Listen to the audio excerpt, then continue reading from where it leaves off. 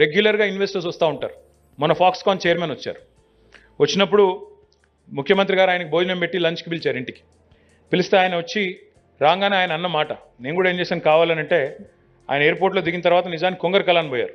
కొంగరకలాన్లో వాళ్ళ యూనిట్ పెట్టబోతా ఉన్నారు ఒక 200 ఎకరాల్లో. సో అది చూపెట్టినాం ముందు.